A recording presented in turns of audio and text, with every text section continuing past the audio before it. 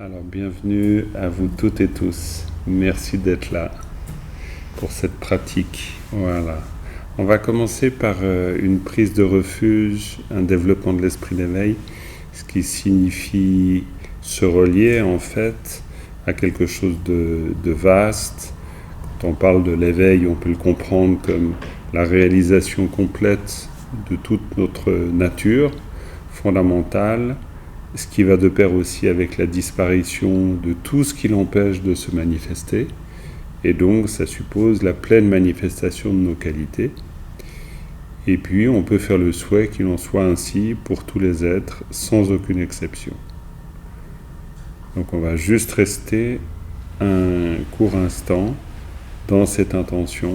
On se dit en soi-même, à l'intérieur de soi, alors avec peut-être nos mots qui correspondront à comment on pense, à comment on ressent, à quelles sont peut-être les références aussi que l'on peut avoir, mais on va placer cette intention plus vaste que nous et cette motivation aussi qui consiste à emmener en cette nature éveillée, en cette réalisation, tous les êtres sans aucune exception.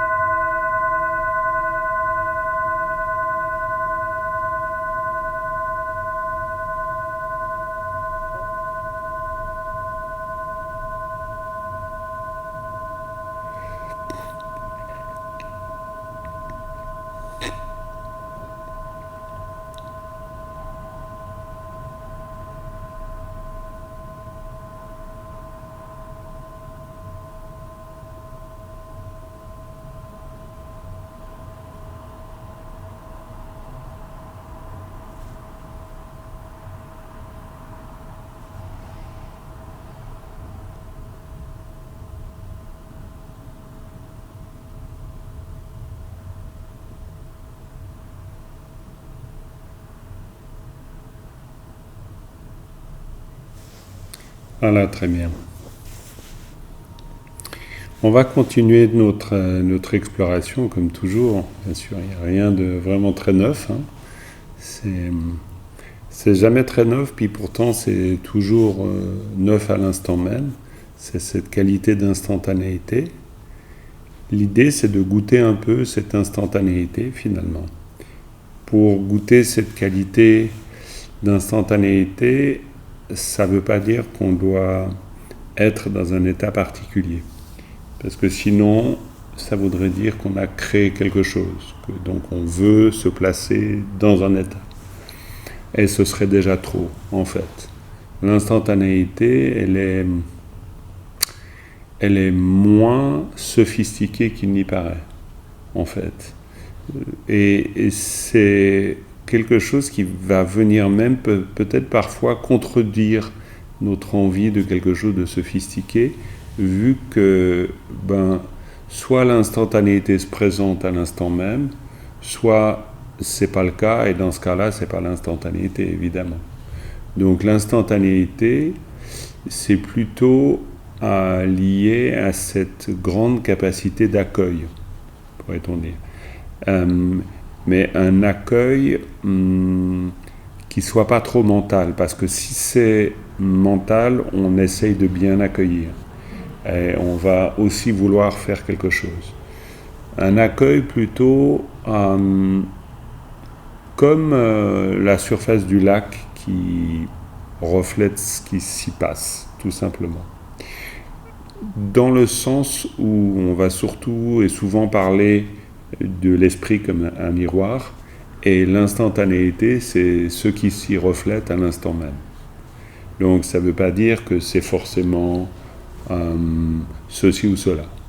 La surface du lac, d'ailleurs, elle n'est pas bleue, elle n'est pas claire, elle n'est pas grise, elle n'est pas verte, elle est ce qu'elle est tout le temps, en fonction des causes et conditions. Donc, il n'y aura pas quelque chose de propre à elle-même en termes de caractéristiques. Si je prends une tasse, un verre, et puis je prends l'eau du lac et je la mets dans ce verre, évidemment que l'eau va être ni bleue, ni verte, ni grise.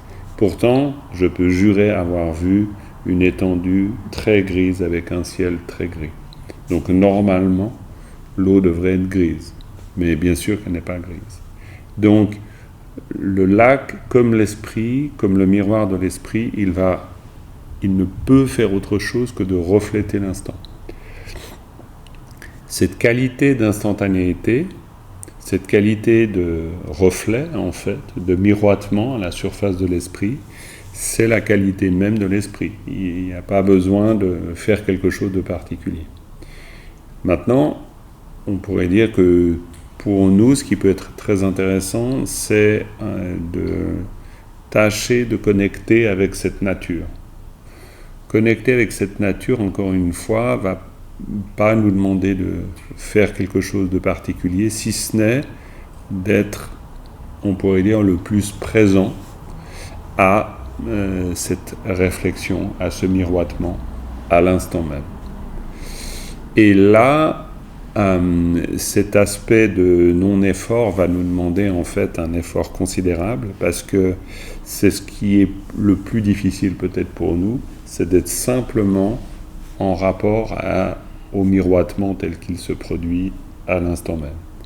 C'est-à-dire où on va en quelque sorte faire taire tout le discours qu'on peut avoir envie de poser sur ce miroitement, ou qui se développe à partir de ce miroitement. Alors faire taire, c'est juste une manière de parler, parce que si on veut faire taire, c'est déjà trop aussi. Donc faire taire, c'est peut-être même pas la bonne expression, mais laisser dire, ça serait peut-être une un peu meilleure expression. Pourquoi ? Parce qu'on n'a pas besoin d'en dire plus au moment où ça cause. C'est-à-dire à l'instant même où ça cause, ça suffit déjà. Donc idéalement, au bout de la deuxième pensée, ça devrait suffire. On peut déjà revenir à une absence de pensée, en fait. C'est-à-dire que dès qu'il y a germe d'un discours, il suffit de... Il suffit. On peut observer ça, on ne va pas empêcher ça, mais on va juste revenir au miroitement. Le discours, c'est le miroitement. C'est-à-dire qu'en fait, notre qualité de présence va intégrer même la distraction, ou va intégrer la volonté de faire taire, ou le discours sur le discours. Toute chose qui se miroite à la surface du lac est inclus dans le lac. Rien de ce qui se miroite est complètement distinct du lac, et rien, absolument rien qui s'y reflète est pourtant réellement dans le lac. C'est impossible, parce que si on y voit des nuages, les nuages ne s'y trouvent pas. Il va y avoir des nuages à la surface du lac, évidemment, des couleurs. Aucune de ces caractéristiques ne va se trouver dans le lac. Donc l'esprit dans sa nature, il est totalement ouvert à la réflexion et au miroitement. Il n'y a rien de lui-même où il va empêcher le miroitement, vu que c'est sa nature. C'est-à-dire c'est complètement indifférencié de lui. C'est-à-dire que les pensées qui vont s'élever dans notre esprit sont indifférenciées de l'esprit. Elles peuvent pas être hors de l'esprit. Si on y pense en général, c'est parce qu'on croit qu'elles sont à l'extérieur de nous. Donc on se dit, tiens, bizarre. On s'étonne. Ou alors au contraire, on trouve qu'on a raison de penser ceci et cela.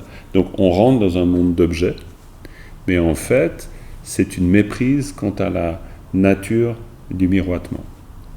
On a juste pris un miroitement pour quelque chose d'autre, alors que le miroitement, il est juste un miroitement éphémère à la surface d'un lac et totalement indifférencié du lac. Il n'y aurait pas le lac, de toute façon, il n'y aurait pas le miroitement. Donc en fait, une pensée qui surgit de ce fait-là, et bien cette pensée, elle n'a pas une nature autre que le lac, parce que est-ce que l'on pourrait isoler le miroitement de la surface du lac. C'est pas possible, vu que le lac, on le voit à travers son miroitement aussi, c'est-à-dire à travers la forme qu'il a. Donc on va voir l'esprit à travers la forme des pensées aussi, de tout ce qui se reflète dans l'espace de l'esprit. Donc ce ne sera pas possible de penser que cela n'a pas de lieu d'être. Tout forcément va s'y placer, vu que tout s'y présente. Donc il n'y a pas quelque chose qui est hors de l'esprit, ou qui n'aurait pas sa place là, vu que justement, ce qui se manifeste prend place dans l'esprit. Ça peut pas se manifester hors de l'esprit, c'est impossible. Sinon, ça voudrait dire qu'une pensée, n'importe, elle se situerait hors de l'esprit, comme nous on l'imagine. Mais dans ce cas-là, ça voudrait dire que soit elle est pensée par quelqu'un d'autre, auquel cas c'est pas nous qui pensons, alors qu'on est persuadé que c'est nous qui pensons, soit on ne sait même pas ce que c'est alors, dans ce cas. Donc elle peut pas être différente de nous. Elle est forcément, profondément, quelque chose qui est indifférencié de cette nature. Mais est-ce que c'est nous? Non, pas plus non plus. Pourquoi? Parce que sinon, si c'était nous, il faudrait que ce soit chaque fois la même pensée pour qu'on puisse la reconnaître. Et en fait, ou comme le même reflet. C'est-à-dire qu'il faudrait que le lac soit le lac à un moment T, et puis dans ce cas-là, ce serait le lac. Et puis après, hors de ce moment-là, ce ne serait plus jamais le lac. Ou alors, il faut admettre que c'est le lac tout le temps. Donc, c'est jamais le même lac. Et ça, c'est... Voilà, on peut, même si on a envie de réduire ça pour se dire non, en fait, il y a le lac vraiment à tel moment. Non, c'est pas possible. C'est forcément le lac à ce moment-là. Donc, tout ce qui se produit à la surface du lac est toujours le lac. Et donc, pareil pour l'esprit. Il n'y a pas un moment où quelque chose de juste se passe, un moment où il y a quelque chose de faux qui se passe. Par contre, il peut y avoir un développement de quelque chose de totalement erroné et qui se développe à partir du moment où on pense que le reflet est autre chose. Donc ça veut dire que dans ce cas, on va vouloir par exemple l'attraper comme une pensée et on va commencer à développer quelque chose. Imaginons les cas les plus classiques, la haine, l'aversion ou l'attachement, des choses assez massives qui peuvent nous traverser très souvent d'ailleurs. À partir du moment où on attrape ça, ça se solidifie. Donc on va croire que là, il y a quelque chose de vraiment tangible. Dès lors qu'il y a quelque chose de vraiment tangible, alors là, il peut y avoir des impacts forts parce que ça va imprimer qui nous sommes en fait. Mais, en soi, même les reflets les plus hideux ou les plus merveilleux n'ont pas d'impact parce que c'est juste un reflet à la surface du lac. Donc il n'y a pas de grandes conséquences. Et ça, à force de regarder, d'observer le miroitement, ça va nous permettre de prendre contact avec cette nature en fait.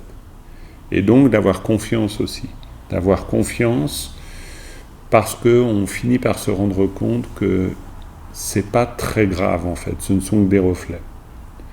Et qu'il n'est pas absolument nécessaire que chaque reflet, ça soit absolument le nôtre. Parce que d'ailleurs en plus, on n'est pas très sûr que c'est le nôtre. Parce que c'est comme à la surface du lac, est-ce que le reflet que je vois c'est le mien? Bon, de toute façon, même si j'avais décidé que tel reflet c'était le mien, c'est compliqué d'être certain que je puisse le retrouver le lendemain et qu'on puisse admettre qu'effectivement c'est le mien. Et donc personne ne peut s'en emparer. C'est absolument impossible. C'est strictement impossible. Oui? Le reflet, c'est tout ce que l'on voit à la surface d'un lac. La couleur du lac, les nuages que tu vois défiler sur le lac, quand tu regardes les vagues, ce côté brillant, par exemple, c'est tout ça. Et chaque chose qui se reflète sur le lac, en fait, nous rappelle la nature du lac. C'est-à-dire que le lac permet de voir se refléter à sa surface. De la même manière, le lac nous permet de prendre conscience de comment est l'esprit, et l'esprit, à la surface de l'esprit, il peut y avoir toutes sortes de pensées. Donc toutes sortes de pensées peuvent se manifester. Toutes ces pensées peuvent se manifester parce que telle est la nature de l'esprit, c'est-à-dire elle permet une manifestation infinie, mais il n'y a pas une pensée en particulier qui serait plus l'esprit que les autres. Pourquoi ? Parce que tout simplement, elle a la même nature que l'esprit. Elle est, dans ce cas-là, elle est indifférenciée. C'est-à-dire, je ne peux pas dire, cette pensée-là, elle n'est pas directement liée à cet esprit-là. C'est-à-dire, la pensée qu'on peut avoir, que tu as, que j'ai, que nous avons tous, à l'instant où on a cette pensée, c'est en même temps l'esprit. Elle est vue comme une pensée extérieure, elle n'est pas forcément reconnue comme cette surface réfléchissante, par exemple. Donc elle va être conçue comme quelque chose de très tangible, et c'est pour ça qu'on va pouvoir s'identifier une pensée, par exemple. C'est-à-dire dire, ça c'est ce que je pense. C'est très utile dans la vie quotidienne, évidemment, il n'y a pas de doute avec ça. Et d'ailleurs, il n'y a aucun problème. Le seul problème réside dans le fait d'oublier que c'est des identités temporaires. Ça n'a pas un sens absolu. Ça n'a pas quelque chose de très solide. Ça non. C'est-à-dire que c'est, encore une fois, comme tout ce qui se reflète à la surface du lac quand tu vas le voir. C'est-à-dire le lac, chaque jour est différent. Bon, c'est des choses qu'on sait, évidemment. On ne s'attend pas à le voir, on sait qu'il est situé quelque part, donc on y va, mais tout ce qu'on va voir comme paysage est profondément mouvant. Jusque-là, c'est une évidence. C'est aussi une évidence qu'on a des pensées, bien sûr. Ce qui ensuite est moins questionné, c'est que si on en restait à cette évidence, ça peut devenir assez troublant, étant donné que c'est compliqué de pouvoir dire qu'une pensée est plus la mienne qu'une autre. Alors qu'en fait, on va en général fonctionner comme ça. On va pouvoir se dire, cette pensée, elle m'intéresse, celle-là, elle ne m'intéresse pas. Mais du point de vue de la nature de cette pensée, leur matière, pourrait-on dire, c'est exactement la même. L'une par rapport à l'autre, elles ont la même matière. Mais moi, je vais donner une importance différente à telle ou telle autre. Dans la vie, évidemment, de tous les jours, on fait ça, et c'est pas inutile de le faire. Parce qu'il y a des choses qui sont bonnes à penser, moins bonnes à penser, et tout ça, ça va bien. Mais dans l'exercice méditatif, c'est pas l'exercice qu'on fait, parce que sinon, dans ce cas-là, on ferait que reproduire ce qui se passe tout le temps dans l'esprit. C'est-à-dire, on aurait une pensée, on l'attrape et on pense à cette pensée. Là, le seul exercice, c'est de laisser une pensée surgir et pas particulièrement penser à cette pensée. C'est-à-dire, on la laisse telle qu'elle est. C'est-à-dire on la laisse comme un reflet qui surgit. Et on développe juste la présence, on pourrait dire la présence, c'est même difficile à dire parce que c'est présence à quelque chose, mais c'est même pas présence à quelque chose, on reste juste là. On pourrait dire dans un mouvement minimum intérieur, pourrait-on dire, qui est juste suffisamment présent pour voir surgir et voir disparaître. Pas plus.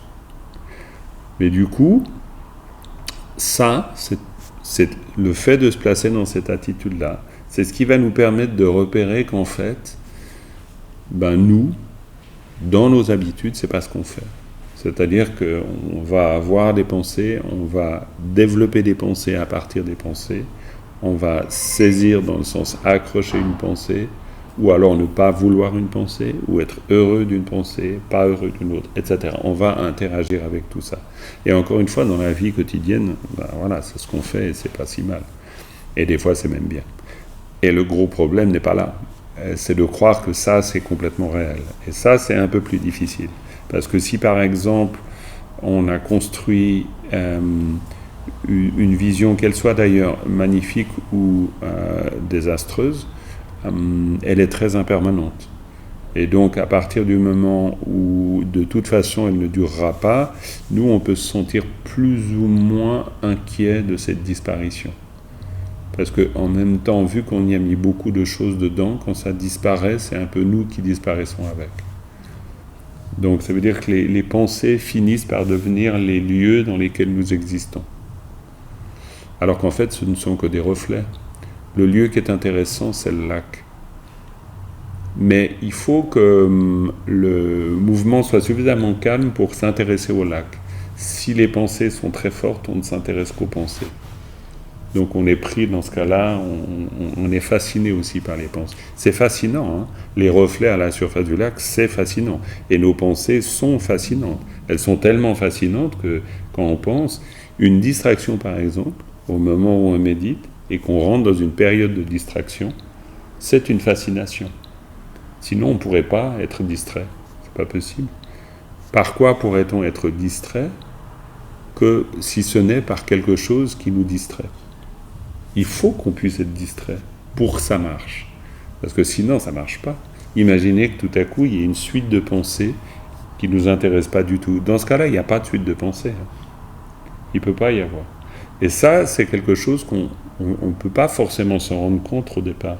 Pourquoi ? Parce qu'au départ, on va dire « je suis distrait par ». Donc on a vraiment l'impression que c'est quelque chose qui vient nous distraire. Donc on médite souvent au départ de manière à ce qu'il n'y ait pas cette distraction. On se dit non mais là je suis trop distrait. Mais en fait je ne peux être distrait que parce que ça me fascine. Il n'y a pas quelqu'un qui me force à suivre les pensées, c'est moi qui suis mes propres pensées.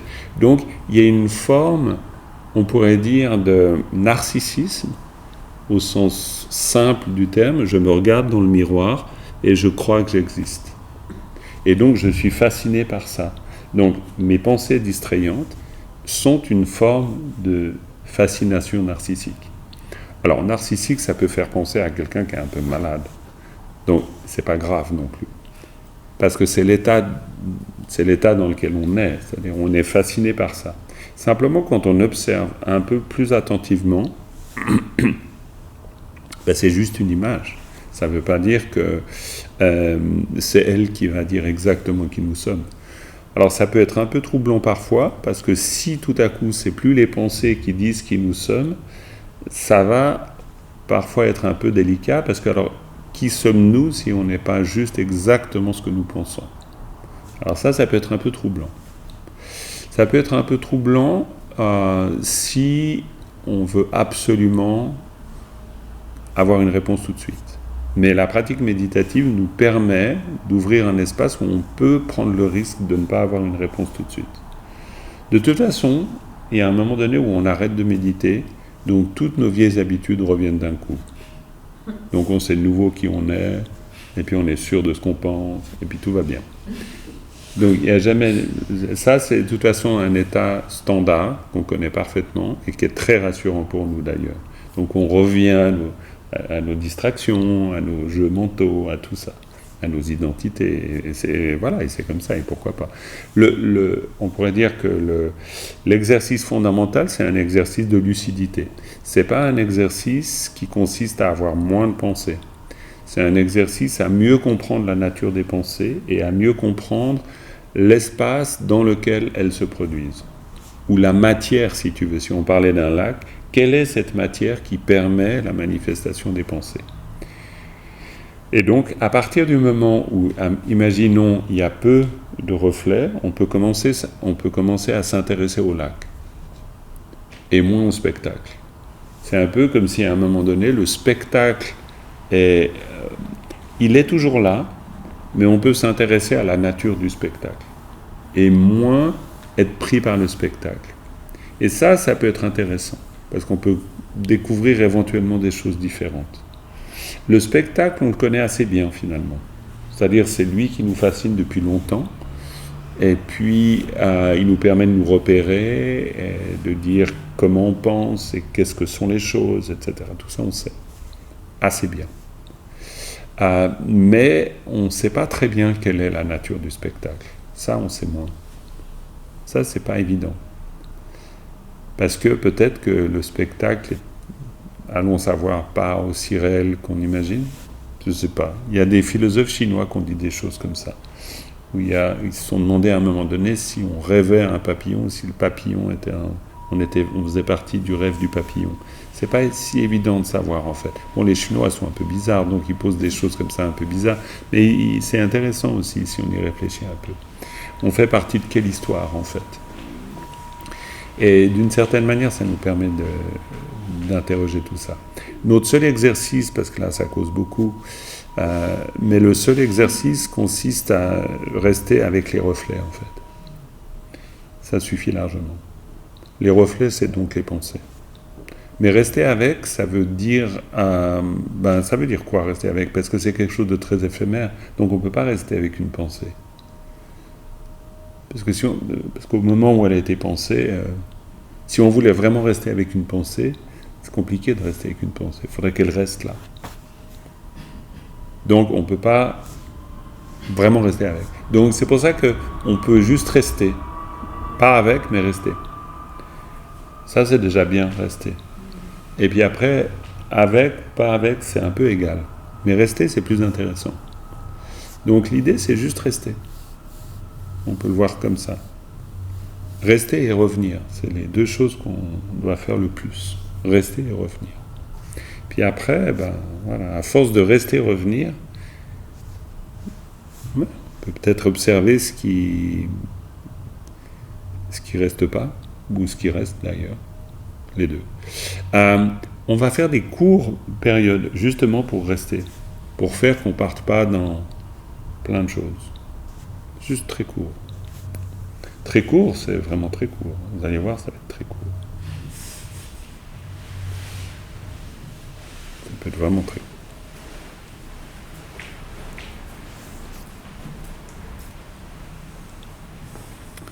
En fait, ce qui pourrait être intéressant, mais je suis pas sûr qu'on pourrait faire ça, mais j'aimerais bien faire ça. Ça serait de se dire, on reste et dès qu'il y a une pensée, on s'arrête. Mais c'est pas évident parce que on peut le faire quand on est seul, ça. À plusieurs, faudrait mieux carrément pas commencer parce qu'il va forcément y avoir une pensée, donc tout le monde va. Donc, mais quand on est seul, ça pourrait être intéressant. C'est juste se placer. Et puis on reste, et puis dès qu'il y a une pensée, on dit « Ah voilà, c'est terminé ». Juste pour être en contact avec... et encore une fois, ça ne veut pas dire que parce qu'il y a une pensée, c'est une mauvaise chose. Pas du tout. L'idée, c'est juste développer suffisamment d'attention pour se rendre compte que ça se produit. Mais ça ne veut pas dire que ce qui se produit est une mauvaise chose, ou qu'il ne faudrait pas que ça se produise. Ou le moins possible. On n'a pas besoin de se dire ce genre de choses. En fait, on pourrait dire qu'on commence juste à être curieux, à s'intéresser un peu à ce qui se passe réellement, tel que c'est, avant qu'on intervienne.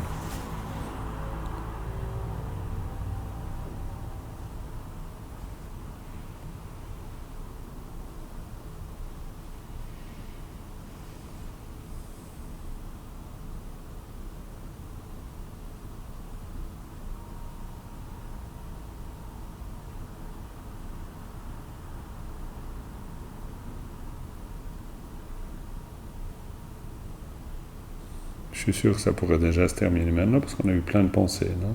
Depuis.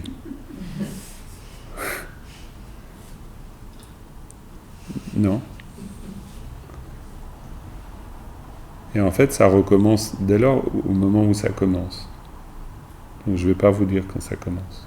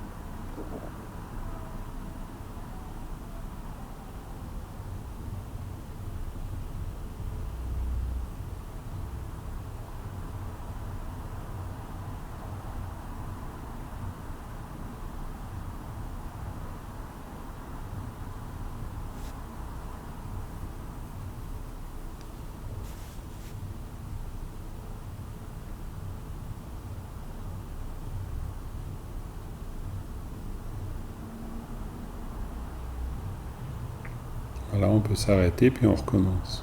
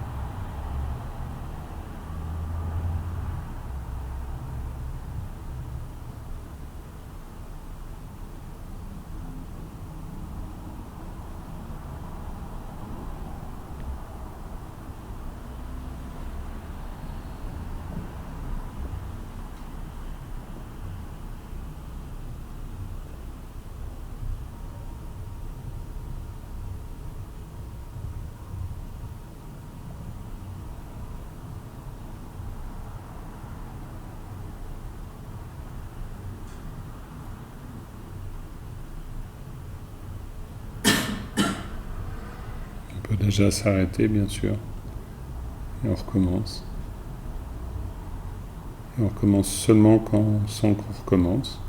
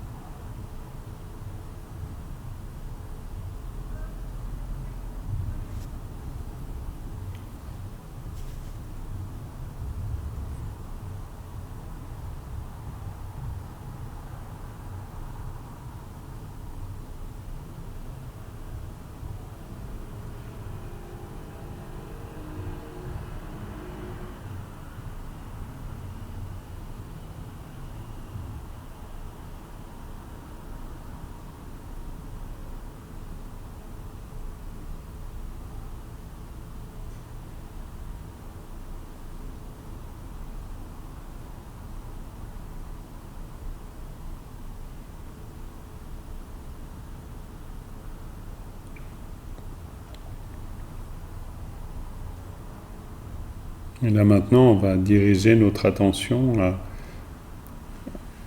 à la dimension de la conscience tactile.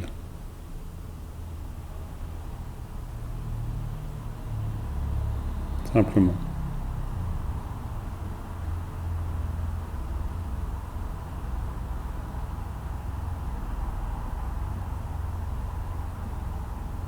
Si on entend des sons, c'est qu'on n'est plus dans la conscience tactile. Si on voit des choses, c'est qu'on n'est pas dans la conscience tactile. Si on pense des choses, c'est qu'on n'est pas dans la conscience tactile. Si on ressent des goûts, c'est qu'on n'est pas dans la conscience tactile. Si on ressent des odeurs, c'est qu'on n'est pas dans la conscience tactile.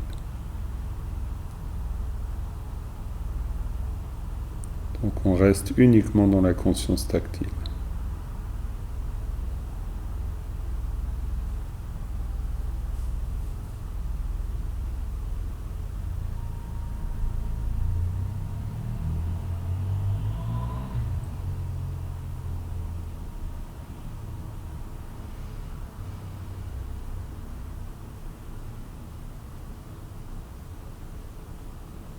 Si on se dit que c'est agréable, c'est pas la conscience tactile. Ça, c'est la conscience mentale.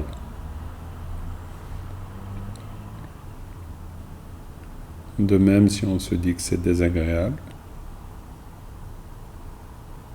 ou quoi que l'on se dise, ce sera toujours la conscience mentale.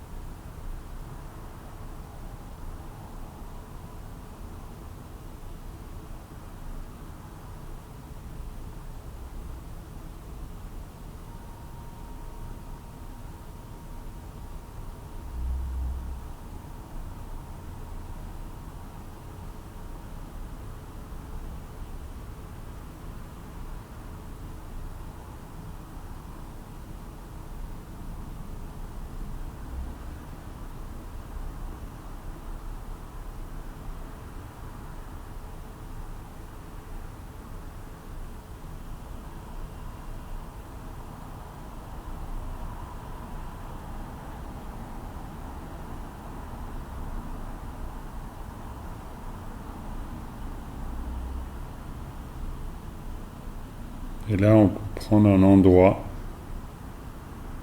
où on perçoit la conscience tactile. Et on reste uniquement à cet endroit. C'est-à-dire qu'on place notre présence uniquement à cet endroit. On place notre conscience uniquement à cet endroit.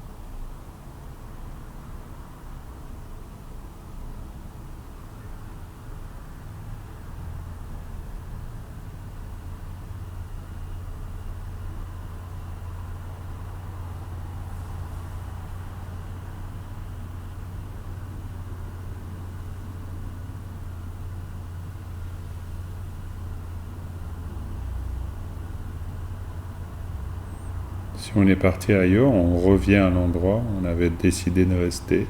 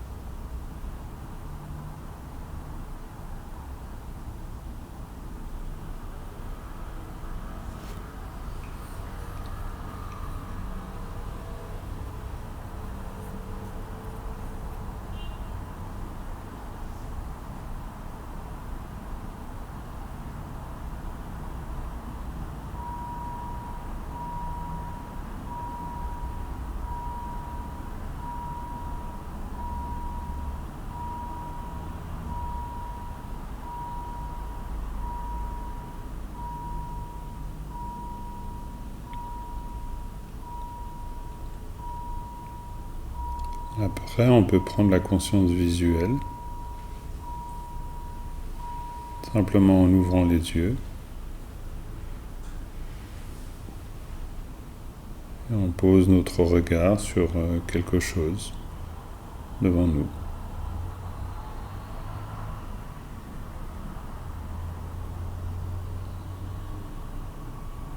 Il n'y a pas l'idée même de réfléchir à ce que l'on voit. Ça, ce serait déjà une activation de la conscience mentale, non? On place juste l'esprit, on pourrait dire, l'aspect conscient. On le laisse avec le champ de la conscience visuelle.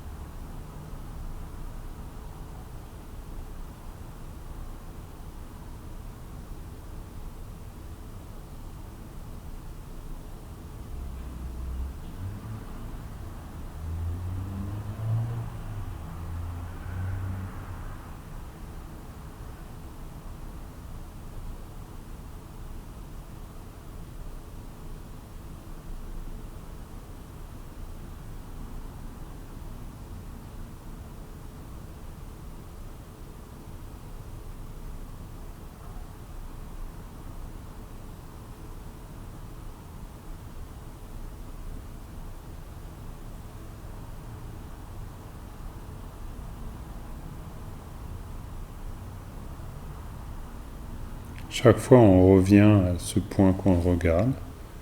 On ne regarde pas vraiment d'ailleurs. Juste on place la conscience visuelle quelque part.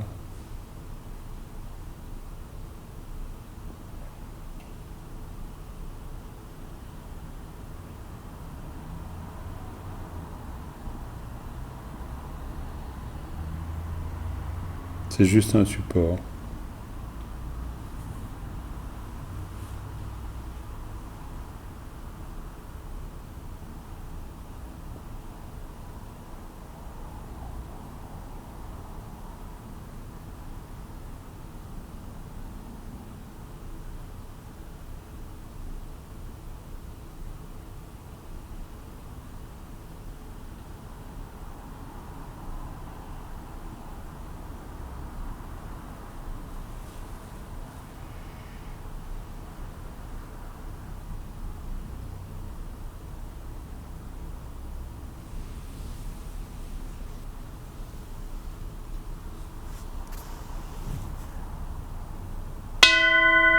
On fait une petite pause.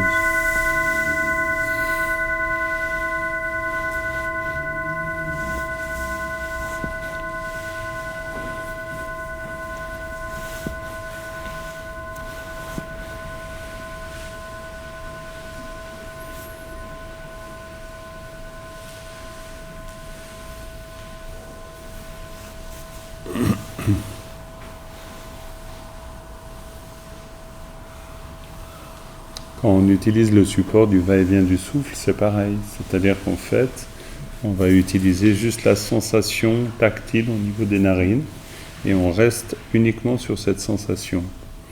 Mais évidemment, on n'est pas du tout habitué à rester juste sur un endroit. L'esprit il vagabonde beaucoup, donc c'est pas du tout simple au départ. C'est pour ça que si déjà on peut rester 21 respirations, c'est une bonne stabilité, mais une, c'est déjà bien aussi, parce que c'est pas dit. En une respiration, c'est-à-dire expiration, inspiration, on a eu le temps de penser beaucoup de choses en fait.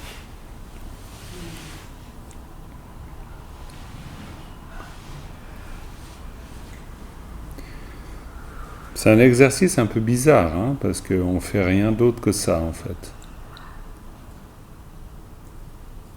Mais on fait cet exercice-là pour pouvoir ensuite s'intéresser à cela qui s'est posé. Sinon, on peut pas, parce qu'en fait, on s'intéresse qu'aux objets, encore une fois. On s'intéresse qu'aux reflets. Tant qu'on s'intéresse aux reflets, on ne s'intéresse pas à ce qui permet les reflets. C'est impossible. Et ça nous prend toute notre vie, en fait, de s'intéresser aux reflets. Et nous, on n'existe que dans les reflets. Et donc, le jour où les reflets cessent, on n'existe plus. Ou disons, on panique un peu. Surtout quand on se dit, tiens, on ne va plus avoir de reflets. Donc ça peut être un peu inquiétant. C'est pour ça que c'est intéressant de s'intéresser à ce qui permet les reflets. Parce qu'en fait, ça, c'est tout le temps là. Les reflets, non. Les reflets, c'est un rapport aux causes et conditions. S'il n'y a plus les causes et conditions, il n'y a pas de reflet. Mais la nature même de ce qui reflète, elle continue d'être là. Donc c'est moins angoissant. Si on a un peu pris l'habitude. C'est en fait de la même manière. Ça, c'est le grand pouvoir de la distraction, c'est de pouvoir nous distraire. C'est pas autre chose. Mais c'est très puissant, évidemment. Parce que pendant ce temps-là, évidemment, on ne pense pas au reste. C'est très très puissant. Mais ça ne marche pas éternellement, en fait. C'est un subterfuge. C'est juste une fascination pour les reflets. Et c'est ok, hein. Et c'est pour ça que c'est très intéressant de s'intéresser aux deux, aux reflets, à ce qui permet le reflet, puis aussi à la nature, bien sûr, des deux. La nature du reflet et ce qui permet le reflet.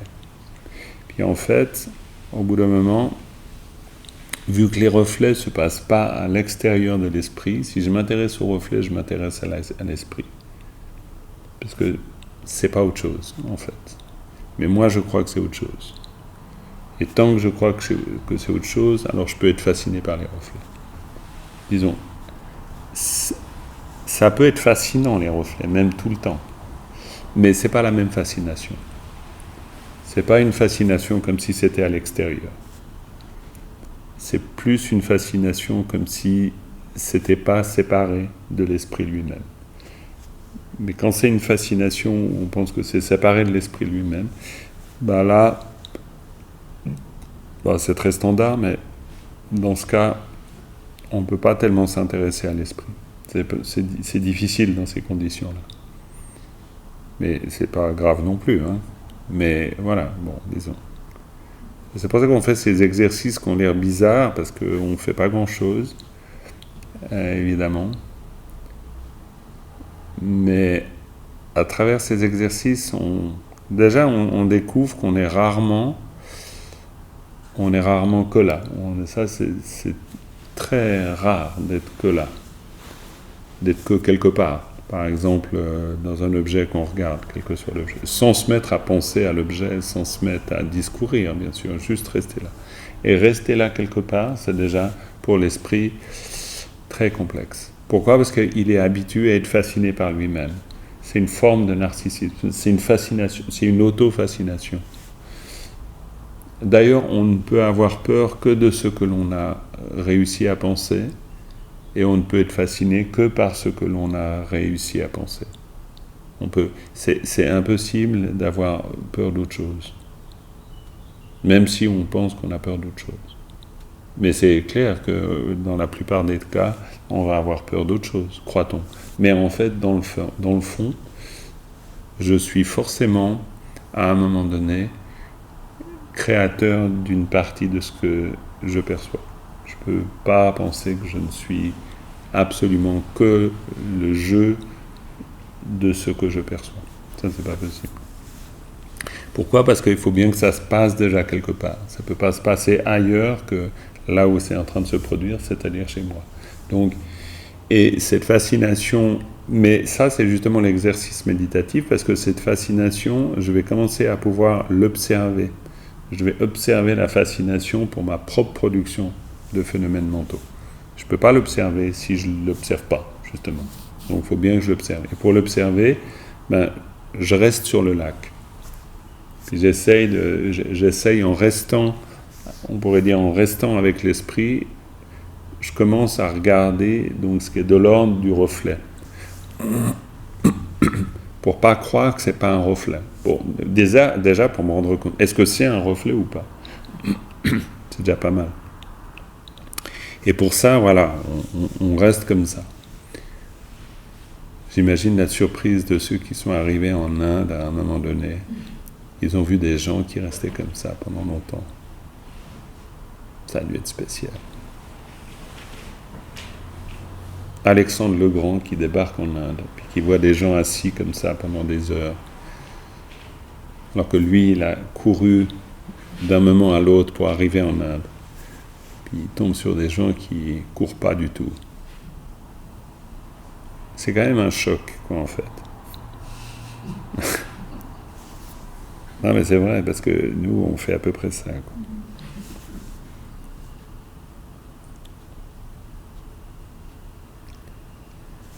Ça dure pas longtemps, hein, mais rien que de le faire peu de temps, c'est déjà très bizarre.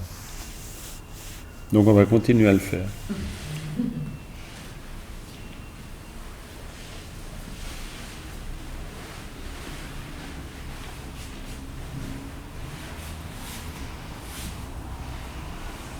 Mais là, on va se donner un point, soit dans la conscience visuelle, soit conscience tactile, soit on décide de là où on veut rester.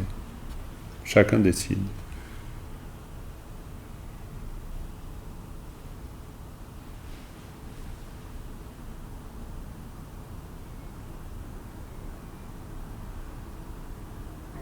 Et chaque fois qu'on n'y est plus, on y revient.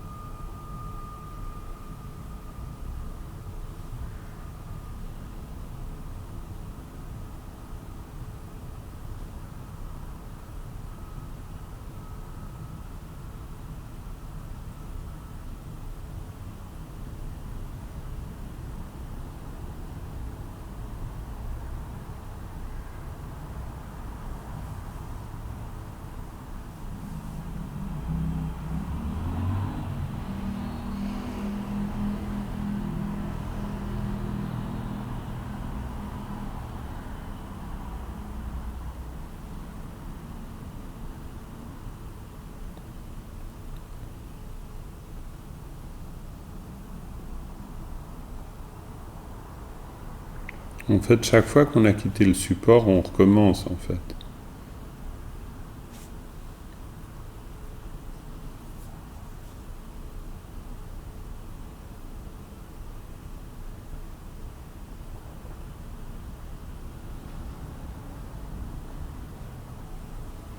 Ça commence quand on s'y pose, ça se termine quand on n'y est plus.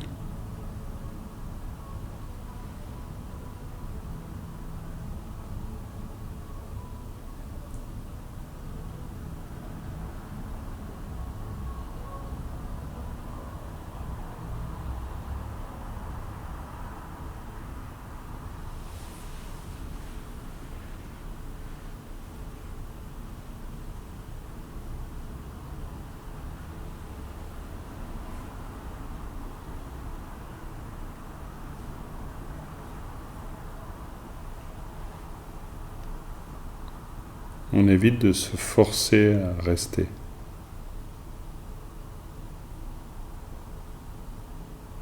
C'est-à-dire qu'on reste souple. Mais en même temps, on n'est pas non plus trop relâché au point où on n'y reste pas du tout.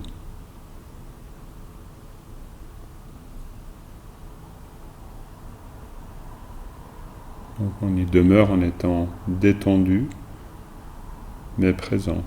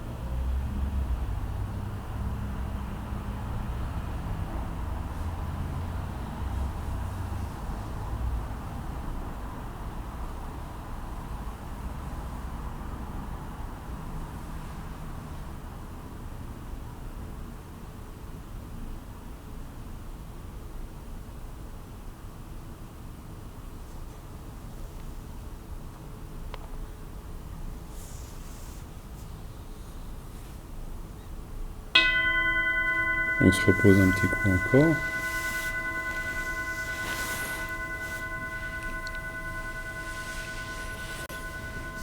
Ça va, comment ça se passe pour vous de rester sur un support? Plus ou moins? Ça me donne une espèce de ventre pour... C'est-à-dire? euh, Qu'est-ce que tu entends? où je reviens. Tu reviens, d'accord. Ok, ouais, ok. Donc, comme une répétition de ça. Ouais. Mhm. Tu te vois revenir? Ouais. Mhm. Tu te vois partir? Je ne me vois pas forcément partir. Mhm. Et à un moment donné, tu le sais. À un moment donné, je vois que je suis partie. Mhm. Je reviens. Tu penses que tu reviens?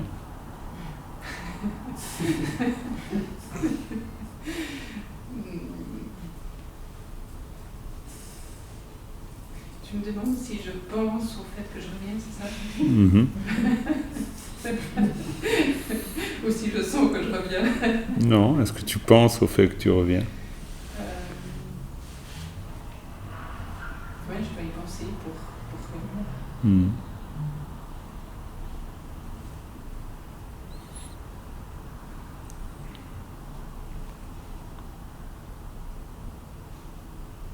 Et revenir pour pas y penser alors.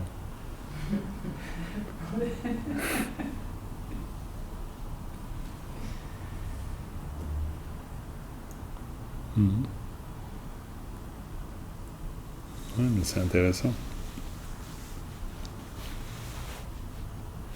C'est pas interdit, hein, de toute façon, de penser. Ce qui est intéressant, c'est d'observer.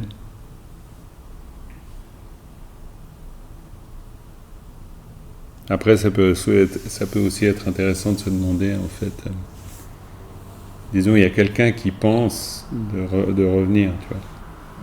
Est-ce que c'est, tu vois, parce que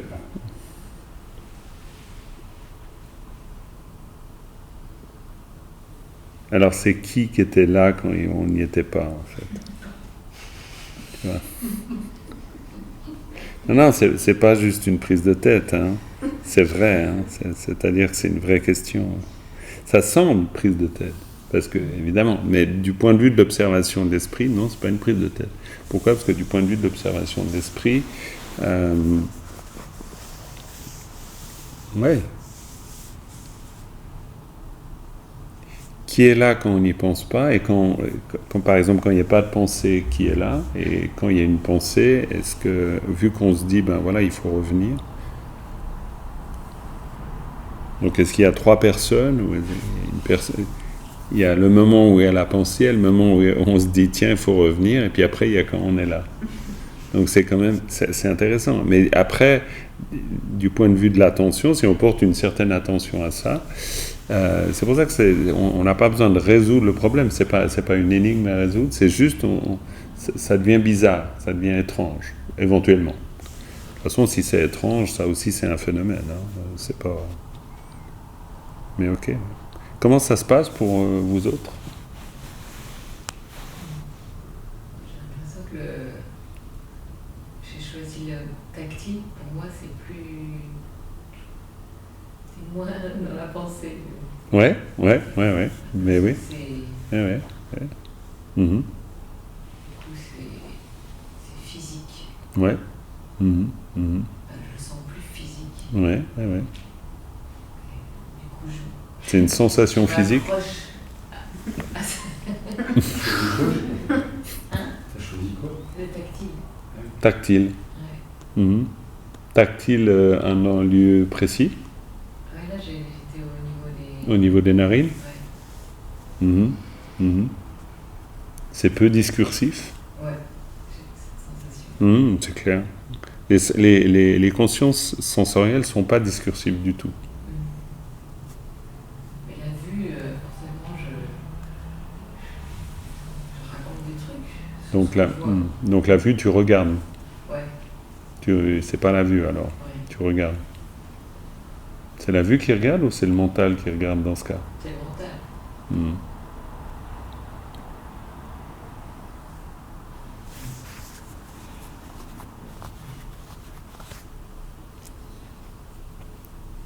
Ouais, c'est intéressant. Ouais.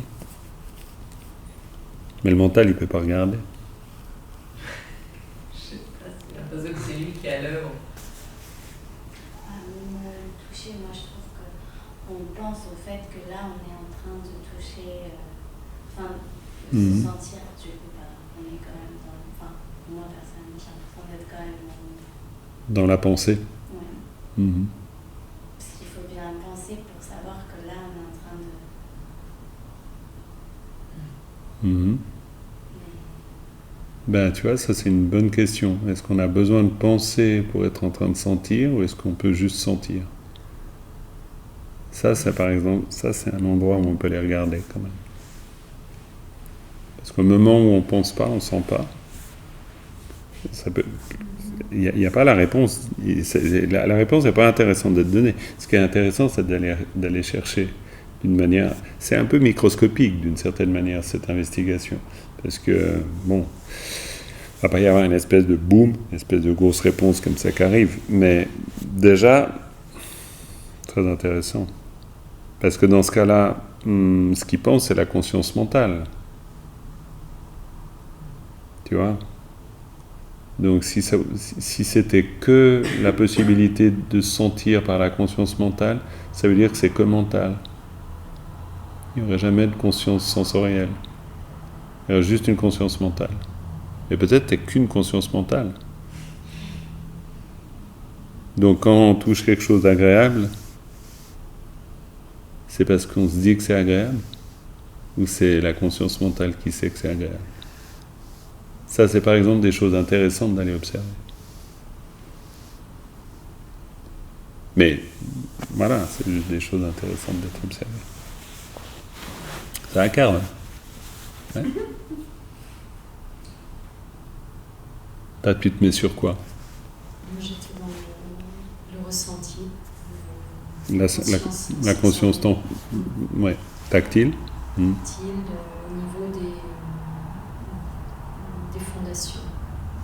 Les fesses posées, ouais. C'est intéressant.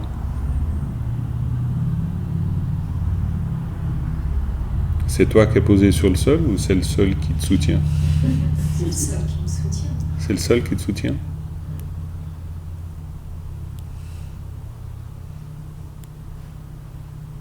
C'est peut-être les deux. Ouais, je sais pas, ouais.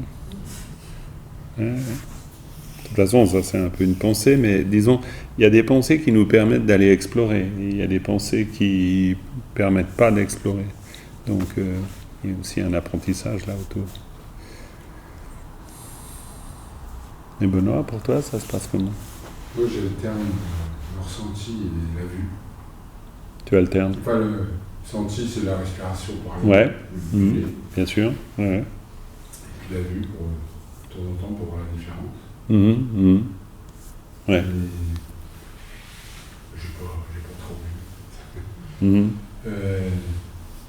En fait, c'est variable. Parfois, je me surprends à... Ça dure assez longtemps.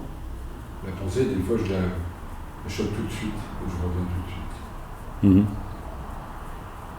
Et d'ailleurs, tu reviens à partir du moment où tu t'es rendu compte qu'il y avait eu une pensée? Ouais. T'as pas besoin de te dire de revenir? Non. Ok. Non. Oui, parce que c'est la règle du jeu. Oui. Donc au moment Je ne où... peux pas tricher. Donc au moment où tu penses, c'est le signe que en fait tu dois revenir. Ouais. Comme si j'avais franchi une ligne. Hop, on revient.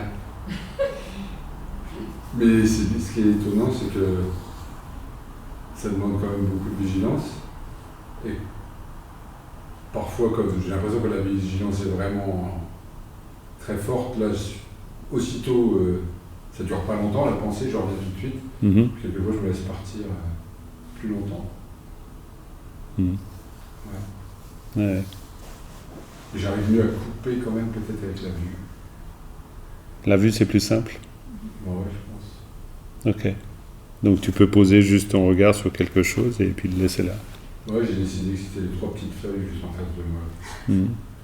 Et quand tu regardes les 3 petites feuilles, tu sais que tu regardes 3 petites feuilles? Non.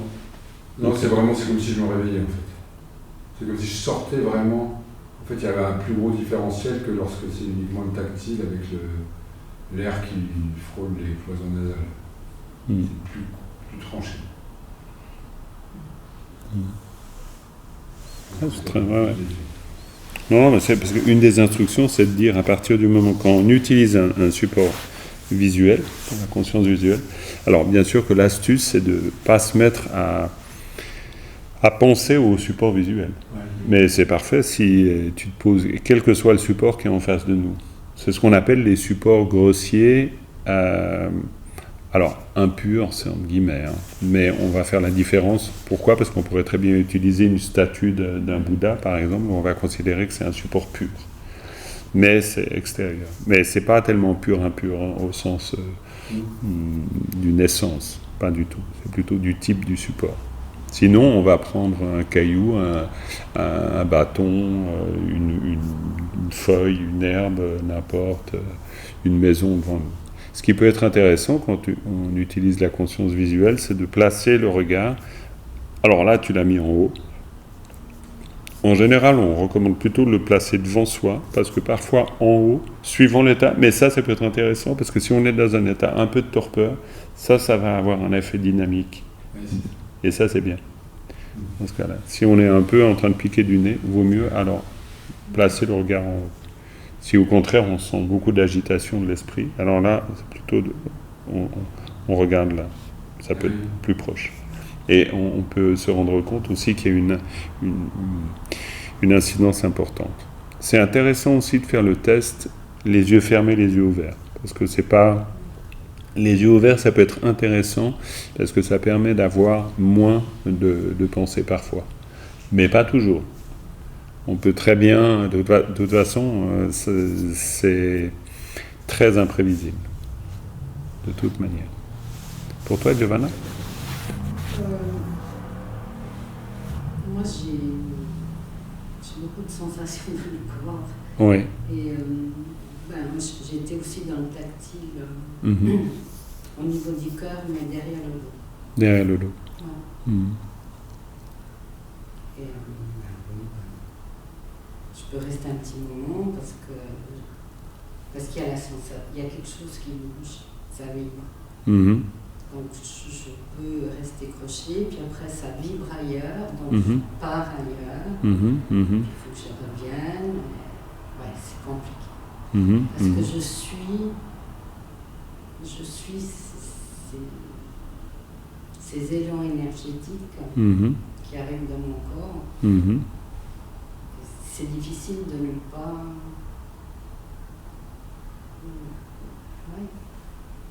de ne pas de ne pas être atterri par ça. Mais tu peux. La distraction n'est peut-être pas forcément là.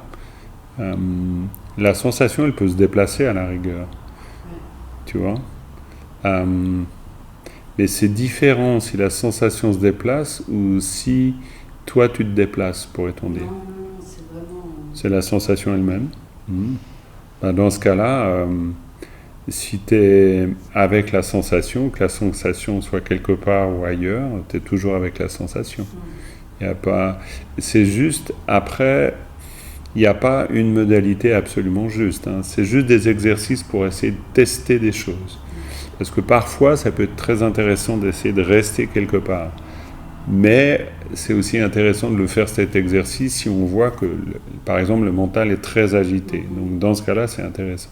Mais si on est plutôt dans un moment calme, mentalement, si la sensation, admettons, tu l'observes quelque part, puis après tu l'observes ailleurs, si elle ne te distrait pas, si tu restes avec, finalement, après ce qui peut être intéressant, c'est de se demander, quand je dis par exemple rester avec, est-ce qu'on reste avec, ou est-ce qu'il y a toujours quelqu'un qui observe, ou est-ce qu'à un moment donné, on peut juste être la sensation quelque part, tu vois, finalement. Parce que dans celui qui observe là où ça se déplace, là, il peut y avoir aussi quelque chose de l'ordre d'une distraction. C'est-à-dire tu vois, un peu, même s'il n'y a pas de discours construit, mais il peut y avoir un peu quelque chose on voit se déplacer quelque chose, tu vois, comme, on voit rien étant donné que... Mais d'ailleurs, dans les mots, on va dire on voit que quelque chose se déplace, alors qu'on n'a évidemment rien vu. Mais bon. Et pour toi, Florence ? J'ai testé un peu les yeux fermés, puis ça c'est vraiment... Maintenant je vois après les... Je rêve même carrément. Tu rêves, ouais. Ah oui. Ouais. C'est fou quoi. Ouais. Alors que je suis réveillée, hein, mais Ouais, je ouais. rêve quoi. Donc ça, j'ai décidé que c'était pas du tout bon. Ouais. Ok. Donc ça va pas. Donc là j'ai pris plutôt le mode visuel. Mhm. Et après je mets du support de la respiration. Ok, tu fais les deux à la fois. Je fais les deux. Ok, ouais. Parce Bah. que je trouve que ça m'aide. Parce que je sais pas, j'ai l'impression que ça me... Je vois la pensée partir aussi Ok. quand je respire. Mhm. Donc, puis là, j'ai vraiment, au premier exercice, j'ai vraiment ouvert les yeux tout de suite. Dès le moment où je sentais que ça partait, je rouvre les yeux, je repartais. Mais c'est vraiment, ça tient 14 respirations, je crois, max. Mais C'est max, très bien. Mais max de max, hein, vraiment. Une Non, fois, mais... peut-être sur les 30. Ouais, non, 30 mais... minutes, mais Ouais. Mais c'est vraiment d'une subtilité phénoménale, je trouve. Oui, c'est tout à fait étonnant. C'est tout à fait étonnant. Un des premiers stades, le premier stade de Shiné, du calme mental, c'est le torrent dans la montagne. Simplement, le stade, pour que ce soit Shiné, ça veut dire qu'on doit observer le torrent. On n'est pas dans le torrent.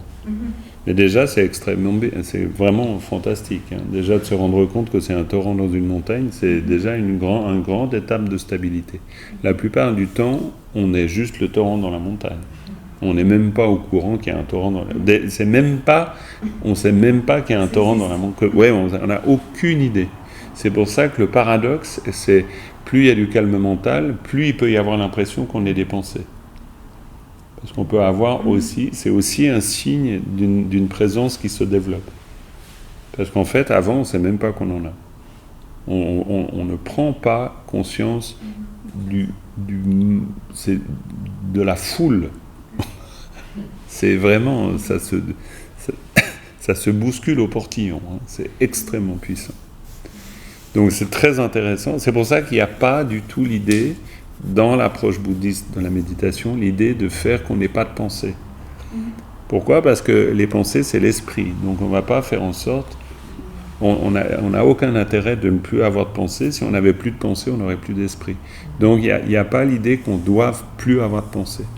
Mais, par contre, il y a l'idée qu'on puisse ne pas être emporté par les pensées. Mais maintenant, les pensées ne sont pas désastreuses non plus. Parce que de toute façon, après, au bout d'un moment, les pensées elles-mêmes peuvent devenir support de l'attention, vu que c'est un phénomène comme un autre, finalement. Donc il n'y a pas non plus... C'est pas dramatique. Mais restez par contre, sans être pris par ce flot.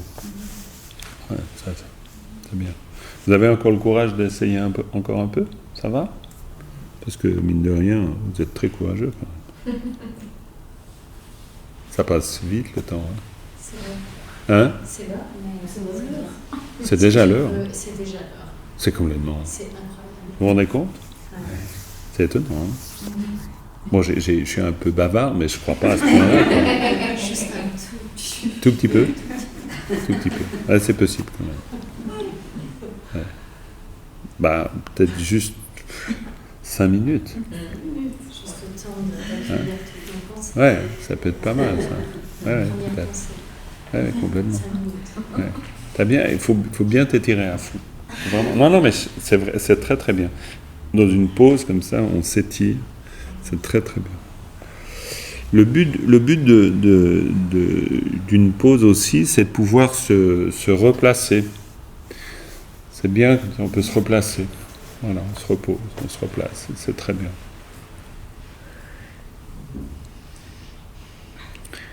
Peut-être que l'exercice qu'on peut faire, c'est juste, on repère juste le moment où ça a commencé. On ne sait pas quand ça va commencer, et puis on repère juste le moment où ça a commencé. Et dès que ça a commencé, on s'arrête. D'accord ? Et puis après, on repère juste le moment où ça a commencé. Puis après, on s'arrête. On fait rien d'autre.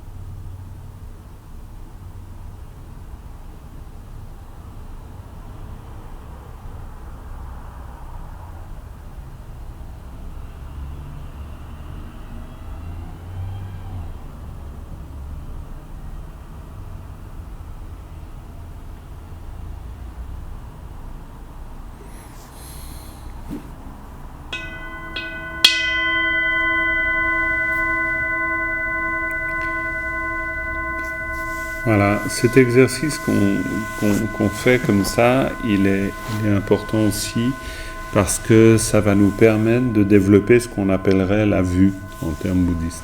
Pourquoi ? Parce que si, par exemple, on entre dans la pratique méditative avec l'idée de se placer dans un état préconçu, ça veut dire que d'une certaine façon, tout notre exercice méditatif, il va se porter à réaliser ça, forcément. Si par exemple on se dit qu'il nous faut avoir le moins de pensées possible, ça va forcément conditionner notre manière de méditer. Donc c'est pour ça que cette approche-là, elle va souvent être soutenue parce qu'elle permet de ne pas développer une vue matérialiste en quelque sorte. C'est-à-dire que si on veut par exemple éviter les pensées ou les éliminer, c'est que d'une certaine manière on leur a donné une trop grande réalité. C'est pour ça que l'approche, ce sera plutôt de ne pas donner une trop grande réalité aux pensées et donc de petit à petit s'habituer à la nature des phénomènes mentaux, à la nature des pensées elles-mêmes, plutôt que de ne pas vouloir qu'elles se présentent. Parce que mine de rien, sans même s'en rendre compte, dès lors qu'on aurait envie qu'elles ne se présentent pas, ça veut dire qu'on leur donne un caractère, une densité, une réalité. Et en fait, si on s'installe dans cette vue-là, on va vouloir plutôt un état de cessation plutôt qu'un état de clarté. Alors que quand on parle de clarté, en termes bouddhistes, clarté, c'est le fait de la manifestation. Ça, c'est la clarté. Et c'est lié directement à l'esprit. C'est-à-dire que la nature de l'esprit, c'est la clarté. Donc ça veut dire que c'est normal qu'il y ait qu'il y ait de toute façon production, comme les reflets à la surface d'un lac, par exemple, ou les reflets à la surface d'un miroir. C'est la nature de l'esprit. C'est pas un défaut de l'esprit. Le problème, c'est la saisie du reflet. C'est pas le reflet. C'est pour ça qu'une des grandes instructions dans la tradition méditative bouddhiste, c'est Tilopa qui dit à son disciple Naropa, il lui dit « Fils, c'est pas la manifestation le problème, c'est la saisie. » Donc c'est là, dès lors où c'est saisi, ça va mener à ce qu'on appellera le samsara, à la souffrance, à l'espoir, à la crainte, etc. Si c'est pas saisi, on pourrait dire d'une certaine manière, on se rapproche de la nature du reflet, plutôt que de vouloir attraper le reflet. Il y a quelque chose de pathétique à vouloir attraper un reflet, d'un point de vue bouddhiste. Souvent, on veut attraper des reflets. Mais en fait, il va se développer aussi beaucoup d'ignorance et beaucoup de souffrance dans le fait de vouloir attraper les reflets. Et c'est pas grave de le faire, parce que si on se voit le faire, ça nous permet aussi d'avoir de la compassion pour cette forme d'ignorance-là. Donc ça ne veut pas dire qu'on doit rejeter ça, mais on peut regarder ça avec tendresse, en tout cas. Et c'est bien de se regarder avec tendresse, au moment où on est en train d'attraper les reflets. Parce qu'il n'y a pas besoin de se juger de manière trop sévère non plus. Parce que du coup, si on se regarde avec tendresse, on arrive un peu mieux à regarder les autres aussi avec tendresse. Une personne qui, par exemple, nous en veut, c'est quelqu'un qui s'est accroché à un reflet. C'est pas autre chose. Dans le sens où ça existe forcément en elle. Nous, on peut jouer un certain rôle dans cette histoire-là, mais assez peu. C'est comme l'amour, c'est pareil. La fascination pour quelqu'un. La fascination pour quelqu'un. Si elle était vraiment liée à la personne, elle serait tout le temps là. Mais vu que tout à coup, cette personne ne nous fascine plus du tout, puis qu'il y en a une autre qui nous fascine, donc ça, c'est vraiment quelque chose qui est dans notre esprit. Ça ne veut pas dire qu'on ne doit pas changer de partenaire dans une vie, évidemment, mais c'est juste se rendre compte. En fait, on va tout le temps encourager un regard lucide plutôt que encourager une forme de romantisme à l'égard de ce qui se produit dans l'esprit. Sans que... c'est très bien d'être romantique, c'est pas le problème. Mais lucide. Si on peut être des romantiques lucides, qui s'accrochons à des reflets en pensant que c'est la réalité et en regardant ça et en souriant en coin, c'est déjà bien. Donc voilà, on va s'arrêter là. Parce que sinon, justement, après, je vais causer beaucoup trop. Donc on arrête là, avec une dédicace. Sunam diye tam che sing pa ne tam ne nye be janam pam je ne Kiega na che balab trobai, sipe tsole doa dolwarai sho.